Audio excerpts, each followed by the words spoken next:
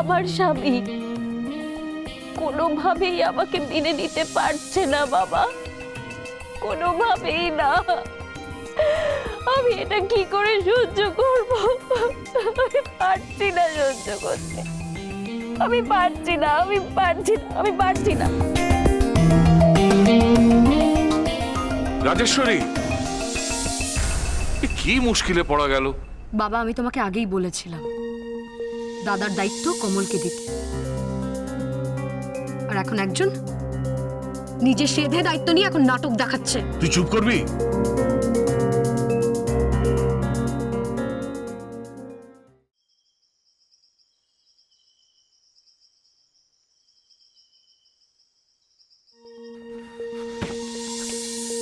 আসুক আজ, আসুক আজ, ওর একদিন নাহলে আমার একদিন।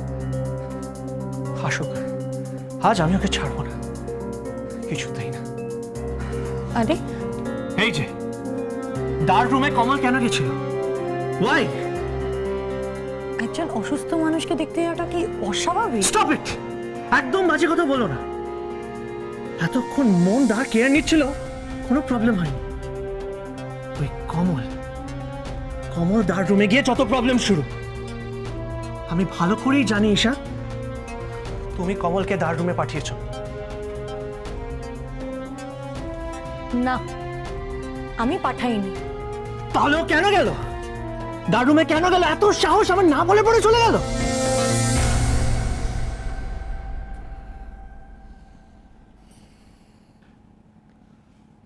আমি বুঝতে পারছি ঈশা, তুমি আমার কাছে কিছু লুকাচ্ছ। সত্যিটা আমাকে বলো। তুমি তো মিথ্যে কথা বলো না, সত্যিটা বলো। কি হলো ঈশা? আমি একটা কথা জিজ্ঞেস করছি। I'm asking you for the last time. কোন অধিকারে কমল দাদার কাছে বারবার চলে যাচ্ছে? কোন অধিকারে? স্ত্রীর অধিকারে। আরে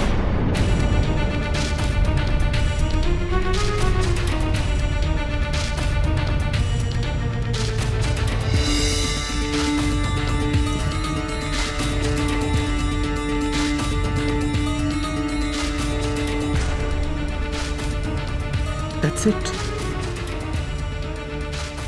আমি খুব ভালো করেই জানতাম, শুধু তোমার মুখে শুনতে চেয়েছিলাম। তুমি নিজের হাতে দা আর কোমলের বিয়ে দিয়েছো। কি দাওনি? আমি মিথ্যে বলছি?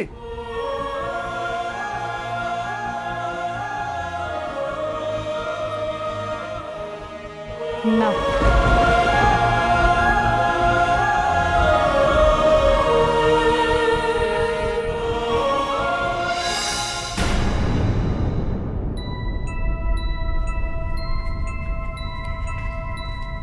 বাঁচা গেছে, নিশ্চিন্ত আমি। করো তোমরা, সেবা করো সারা রাত। উফ, আমি একটু ঘুমোই এবার, রিল্যাক্স করে।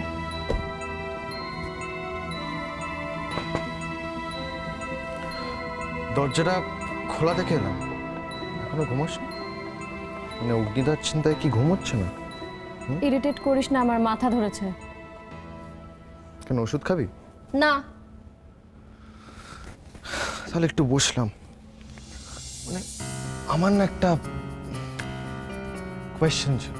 মানে নিচে যা দেখে এলাম, যা বুঝলাম, শুনলাম, আর কিছুদিনের মধ্যে একজন ফিঙ্গারপ্রিন্ট এক্সপার্ট আসবে, সে প্রুফ করবে যে সেটা অগ্নিদা কি অগ্নিদা নয়। আর সেটা যদি প্রুভ হয়ে যায় সেটা অগ্নিদা, তখন তুই কি করবি? প্রমাণ হবে সেটা তুই কি করে জানলি? মানে তুই এখনো বিশ্বাস করিস না যে এটা অগ্নিদা?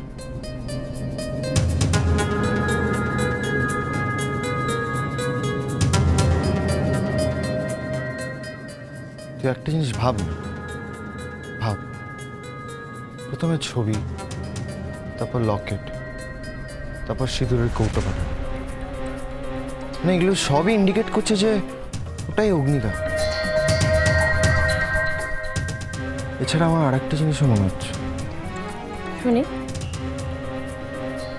আমার মনে হয় অগ্নিদা ভুলে যাওয়ার নাটক করছে, মানে ফিরে এসে তোর প্রতিশোধ, রিভেঞ্জ।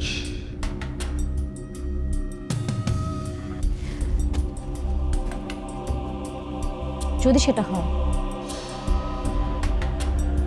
তাহলে বিষয় অগ্নিকে অ্যাকচুয়ালি সব ভুলে যেতে হবে। ওর স্মৃতি বলে আর কিচ্ছু থাকবে না, আর এবার ও সারা জীবনের মতো সব ভুলে যাবে, আর কোনো দিন ফিরবে না ওর স্মৃতি, আর সেই ব্যবস্থা আমি করব।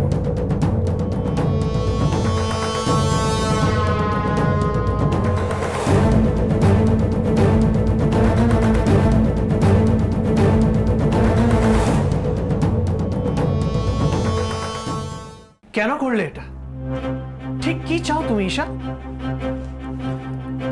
আমি তখন জানতাম না উনি তোমার দাদা। মিথ্যে কথা বলো না। এই পুরোটা তোমার একটা প্ল্যানিং, তোমার একটা বড় চাল।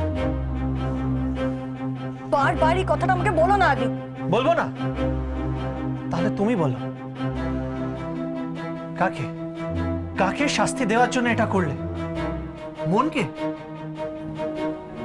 আমি জানি মন তোমার সাথে ভালো ব্যবহার করেনি, কিন্তু তার মানে এটা না যে তুমি এত বাজে একটা কাজ করবে। বিশ্বাস করো আদি, আমি জানতাম না। আমি জানলে দাঁড়িয়ে থেকে কাজটা করতাম না। আমি ছাড়া বাড়ির আর কেউ জানে না এটা। ভাবতে পারছো কেউ জানলে কি হবে? কমল দিয়ে আমাকে এই কথাটা বলতে বারণ করেছিল, তাই আমি কাউকে জানাইনি, তোমাকেও না। কিন্তু একদিন না একদিন এই সত্যিটা তো সবার সামনে আসবে আদি। না, কোনোদিনও না। তুমি এই কথাটা কাউকে বলবে না। কি হলো, বুঝতে পারছো না? কোনোদিনও এই কথাটা কাউকে বলবে না তুমি, বুঝেছো? কিন্তু কমলদির কি হবে?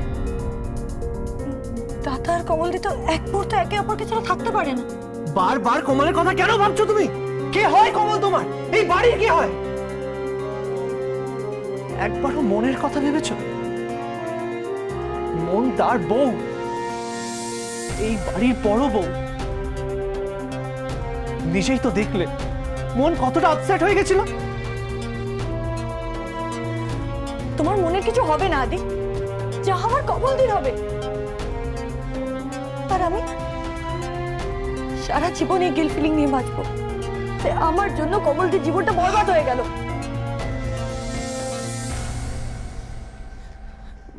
প্লিজ আদি, এই মুহূর্তে কমলদিকে বাড়ির থেকে যেতে বলো না, তাহলে তোমার দাদাকে সুস্থ করে তোলা ইম্পসিবল হয়ে যাবে।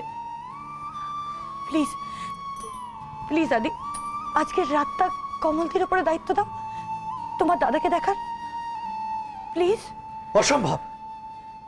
দার কাছে আমি থাকবো, কিন্তু ওই কমলকে দার কাছে যেতে দেবো কিছুতেই না।